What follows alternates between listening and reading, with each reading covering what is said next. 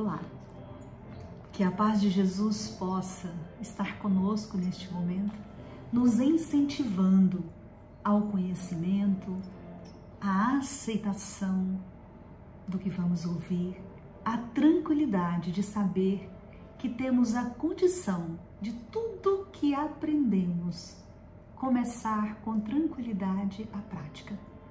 O tema de hoje é do capítulo 16, o item 7. O capítulo é Não se pode servir a Deus e a Mamon. E o item 7 é a utilidade providencial da riqueza, provas da riqueza e da miséria.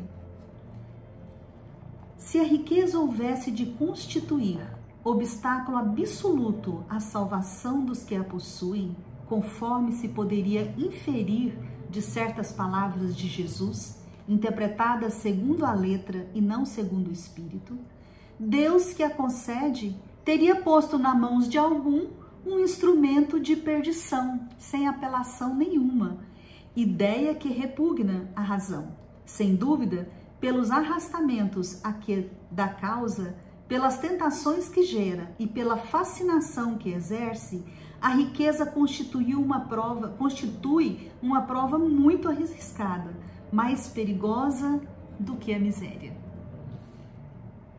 Na verdade, o poder do dinheiro faz isso. Nos leva a excessos que nos arrastam à perdição. Mas só ter a riqueza já é caso de falência? Não. As palavras do Cristo, nós não podemos jamais interpretar na letra, na ponta ali do que ele está falando, e prestar atenção em cada palavra. Olha que interessante, não interpretar no pé da letra, mas também prestar atenção em cada palavra. Veja a passagem do jovem rico, que é muito usada para dizer que a riqueza é um problema nas nossas vidas. O jovem rico chega até Cristo e lhe diz: Senhor, o que posso fazer para ganhar a vida eterna? Jesus não manda que ele disponha de tudo. Diz assim: guarda os mandamentos. Não matarás, não adulterarás, não roubarás, não levantarás falso testemunho, honra teu pai e a tua mãe. E o jovem então lhe diz: Senhor, mas tudo isso eu já faço, eu já guardo tudo isso. Jesus olha para o jovem e diz: queres ser perfeito? Então vá, vende tudo que tem, reparte e vem me seguir. Jesus aí mostrou que para que nós possamos alcançar a vida eterna, para que nós possamos desfrutar do plano espiritual, nós temos que observar os mandamentos. Agora, se quisermos a perfeição, além de observar todos os mandamentos, temos que dispor dos excessos, da riqueza e seguir a Jesus simplesmente com os talentos que desenvolvemos. Ora, irmãos, nós estamos ainda no caminho. Nós não estamos enxergando o portal da perfeição. Nós estamos no caminho, vencendo os obstáculos que trouxemos em nosso perispírito e também aqueles que adquirimos aqui, nessa encarnação. Porque muitas vezes nós não conseguimos romper e nem ultrapassar os obstáculos que adquirimos agora, nessa encarnação. E o que mais o tempo hoje, tempo da pandemia, tempo da dor, da dificuldade, nós temos passado? Observe que lá na Gênesis, os Espíritos nos falaram: chegou o tempo da dor, do aumento dos suicídios. Observem, irmãos, que a Terra não terá grandes cataclismos, mas na verdade será uma mudança de valores morais. Quando lemos isso em obras póstumas, nós assustamos. Lá na regeneração da humanidade, olha o que os Espíritos nos trazem. A Terra tem progredido desde a sua transformação.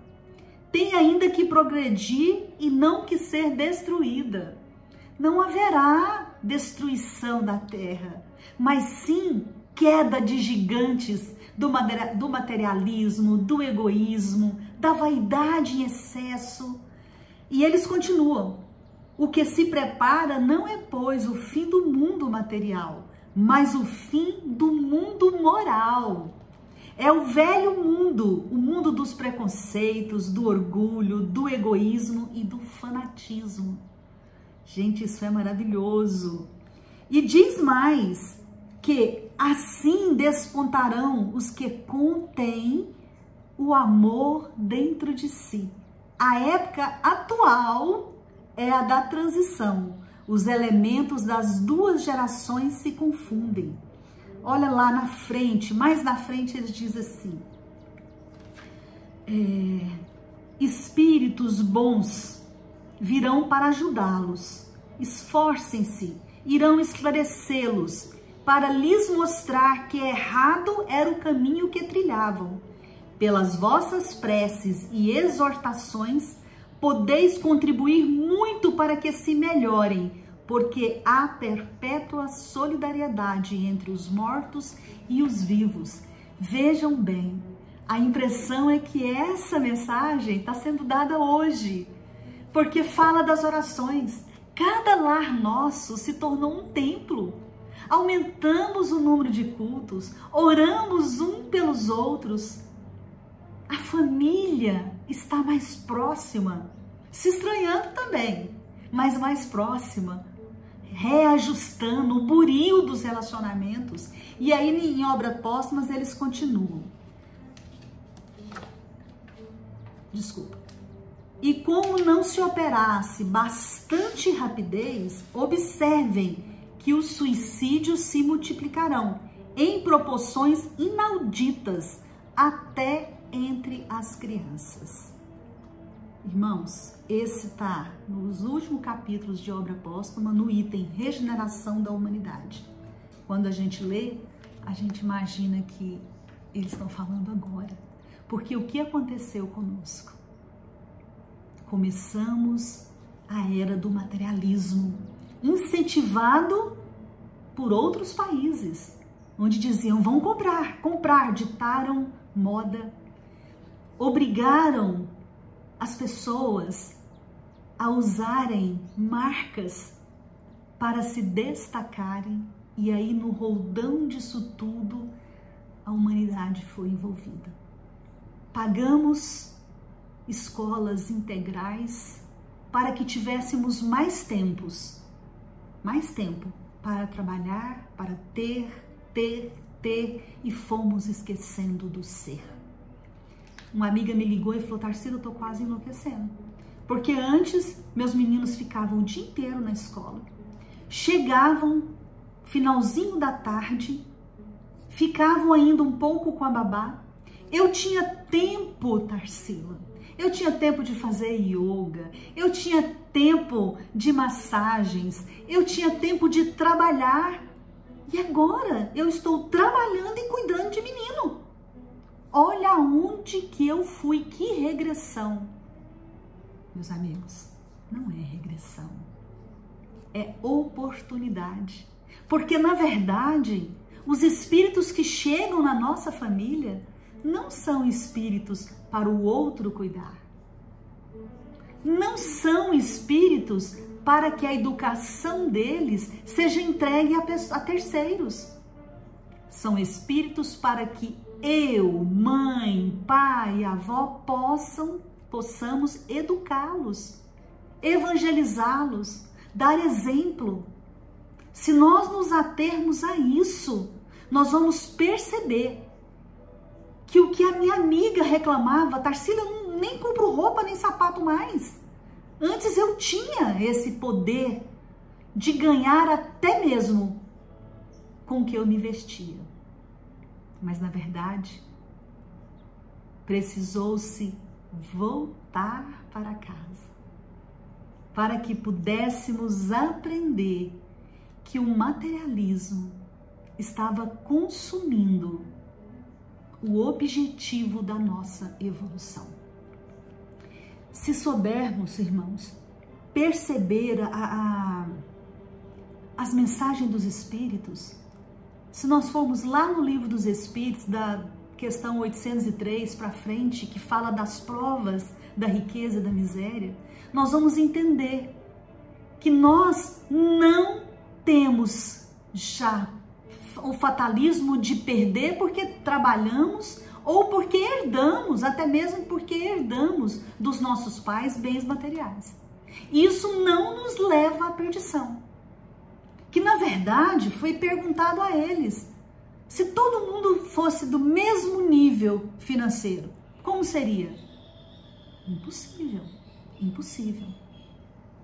Seria um caos. Então, há encarnações em que nós servimos e outra que somos servidos.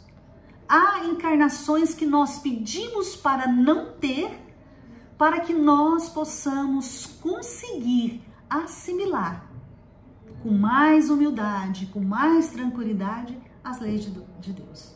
Então, nessas perguntas do Livro dos Espíritos, é muito interessante porque os Espíritos nos dizem assim, que a partir do momento em que nós começarmos a perceber a importância do outro, se nós conseguíssemos perceber que o irmão, ele está ali caído, não é para passarmos a largo, é na verdade para usar os nossos recursos para assistir. O que eu posso fazer? Ele está cumprindo a missão dele, ele está cumprindo o objetivo da reencarnação dele. Muitos irmãos pensam assim, não. Ele está em nosso caminho para que nós possamos erguê-lo, auxiliar.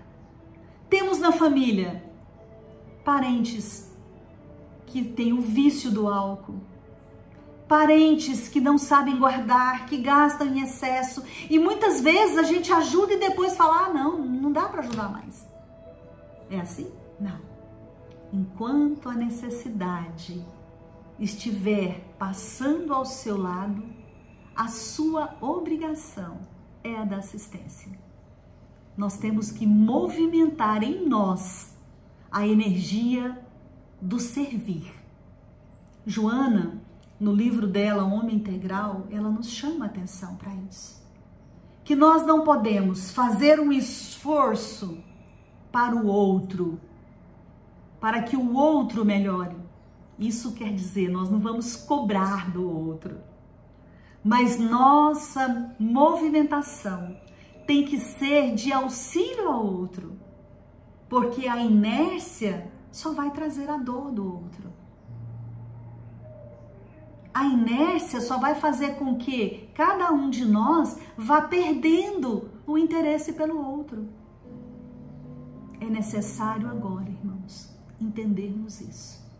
É necessário compreendermos que Jesus tem que ser a nossa meta. Nós temos que conhecer Cristo, temos que conhecer sua história, prestar muita atenção naquilo que a espiritualidade nos fala nos livros. Observar que cada um de nós tem a responsabilidade com os nossos familiares, mas também com a sociedade. A lei de sociedade nos fala isso, a lei de justiça, a lei de amor e caridade. Porque o que é amor e caridade? É só a gente dar do excesso? Não.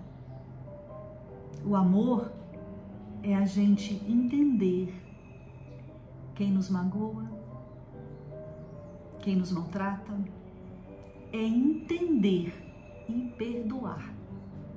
É não se deixar ferir, porque o amor é superior a isso. Nos nossos lares E nesse retorno ao lar, nós temos percebido muitas famílias com dificuldades de convivência, porque o mundo distraía muito. Nessa pandemia, né, nesse isolamento, também nós estamos tendo muita distração eletrônica. Mas o mundo nos distraía, porque quando a gente não tinha muito a responsabilidade de cuidar da casa, e isso é um peso para muitos, de cuidar dos filhos, de orientar diariamente, quem tem o privilégio de ter uma pessoa para fazer as coisas ainda aqui na pandemia, de orientar todo dia.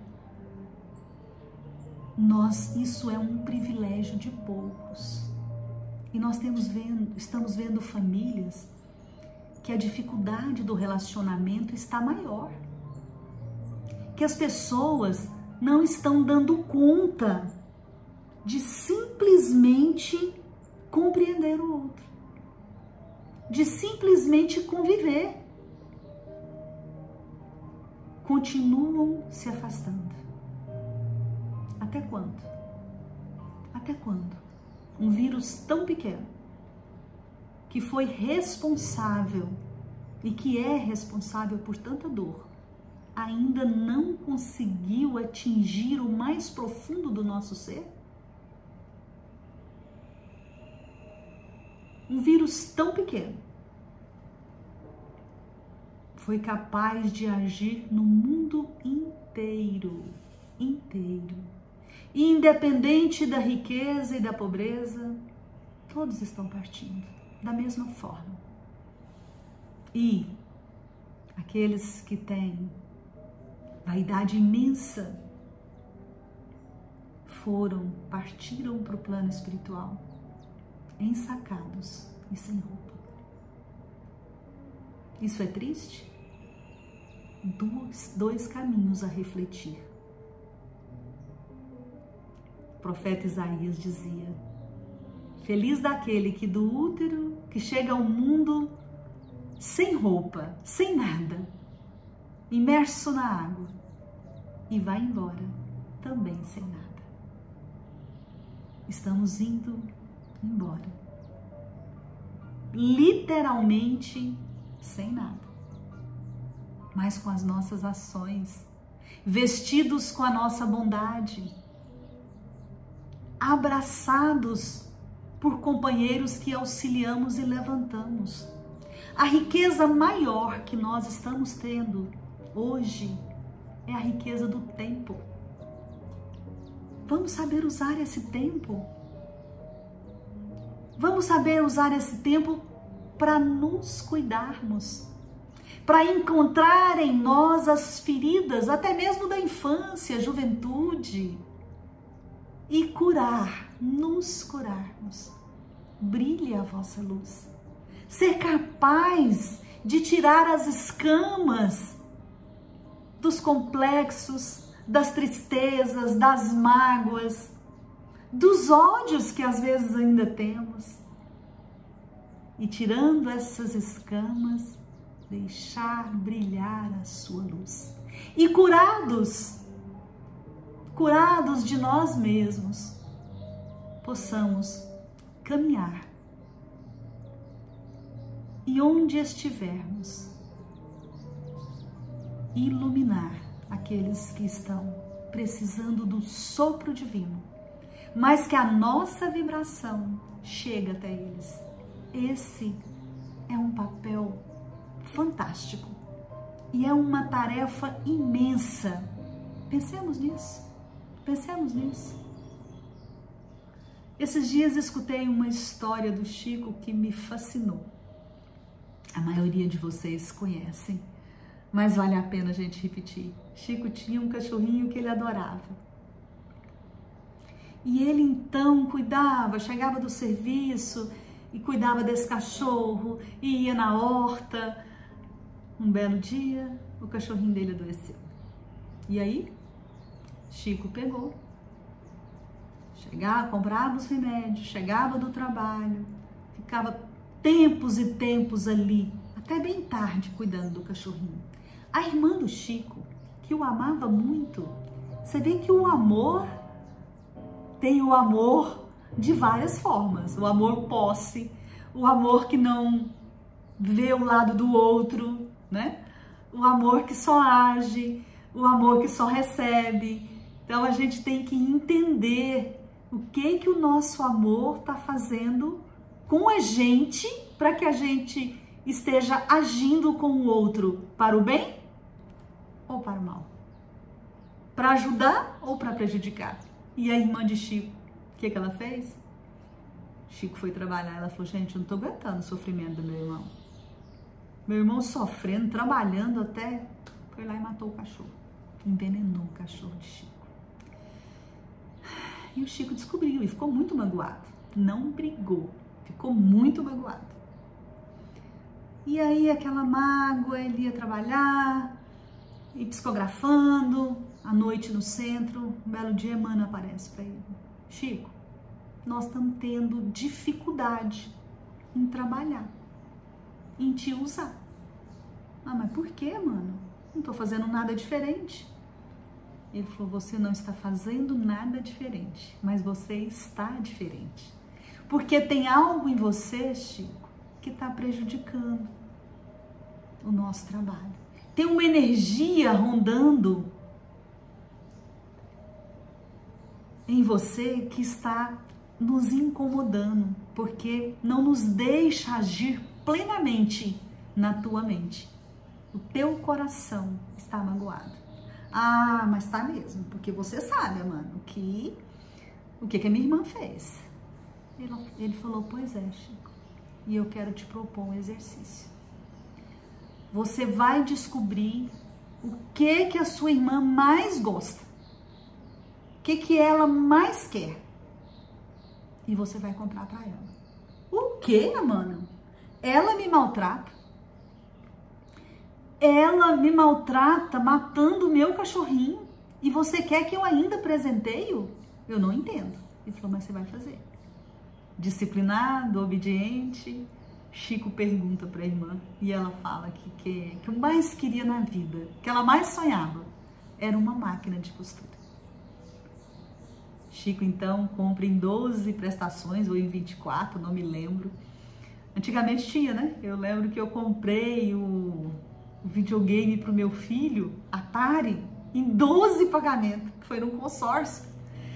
Então, é muito interessante como muda, né, as coisas. Aí Chico comprou, não sei se foi em 12 ou em 24, comprou em prestações, porque o salário dele não dava condições para ele comprar. Aí, ele entregou. A hora que ele entregou, essa mulher ficou feliz demais. Mas abraçou o Chico. E ele ficou muito feliz em ver a felicidade dela. Vocês já perceberam o quanto a gente fica feliz quando a gente dá alguma coisa? Não só para os filhos, mas para o pai, para uma tia, para um amigo, para um vizinho. É algo fantástico. Quem já serviu comida na rua sabe o quanto é maravilhoso quando você estende a mão com uma marmitex, ou como a gente fazia na Praça Tamandaré, com a vasilha e a sopinha quente ali, você põe a colher e os olhos da pessoa brilham. É como se você estivesse dando uma preciosidade, o melhor prato, o manjar dos deuses. Muitas vezes, quando vamos comer, engasga se você lembrar da sopa, do pratinho, quando você está ali comendo com mais tranquilidade, com mais conforto. O servir é um prazer incrível. E a gente está percebendo que esse movimento da dor que a humanidade está passando está agindo nas pessoas, nos comerciantes. Eu fiquei encantada quando vi em Trindade uma reportagem. Em Trindade, um comerciante pôs uma mesa e pôs 2 placas. Numa ele dizia, quem tem, põe aqui. Na outra, quem não tem, tira aqui. E aí, Foi chegando cestas, foi chegando alimentos, foi chegando até dinheiro. E ele diz que está lotado a sala dele. As pessoas precisam só de sentir um movimento dentro de si para começar a servir. E você, eu, podemos ser o instrumento desse movimento. Porque cada um tem um talento. E é hora da gente perguntar: Senhor, qual o meu talento? É de ter ideias? É de fazer? É de executar? É de enxergar aonde está a necessidade? Tem um outro grupo em Aparecida que me encanta. Eu nunca tinha pensado nisso. E uma amiga, presidente da Seara, Isabela, comentou comigo e eu fiquei encantada. E vi também, não só do comentário dela, como 3 dias depois, parece que a gente atrai, né? Parece nada, a gente atrai mesmo as informações. Vi o grupo de Aparecida fazendo isso também, que as pessoas já não estão levando as cestas, estão comprando no supermercado e mandando entregar, dando a dignidade de quem recebe, como se tivesse comprado. Chega e entrega. Isso é maravilhoso. Isso é mais um passo para a evolução. Dar sem constranger. Sem constranger. Um outro grupo de comerciantes aqui de Goiânia estão abrindo o supermercado, a mercearia, o armazém pequeno. São 3 em Goiânia. Um certo horário onde as pessoas vão pegar o que precisa e não vão pagar. Gente, é demais. O pequeno comerciante fazendo isso. E para surpresa desse comerciante, desses 3 comerciantes, é que as pessoas não pegaram nada em excesso. Não pegaram um doce, não pegaram um chocolate, pegaram arroz, óleo, macarrão, feijão e açúcar. E ele diz que para algumas famílias, pegue o café também. Como seria o meu comportamento se me fosse aberta uma loja para que eu pudesse pegar? O que eu pegaria? Sabendo que eu estava ganhando, que eu poderia estar ali.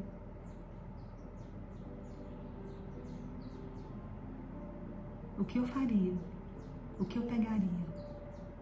Então é hora da gente começar a perceber a riqueza que nós temos. Não é só riqueza de dinheiro, riqueza de conhecimento, riqueza de ideias, riqueza de tempo. E começar a usar essas riquezas em prol da minha evolução e em prol do outro. Porque assim eu estarei realmente cumprindo aquilo que o Cristo me pediu. Guarde os mandamentos.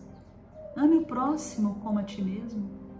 É hora de nós vigiarmos os nossos pensamentos, as nossas ações, os nossos direcionamentos e começarmos a orar.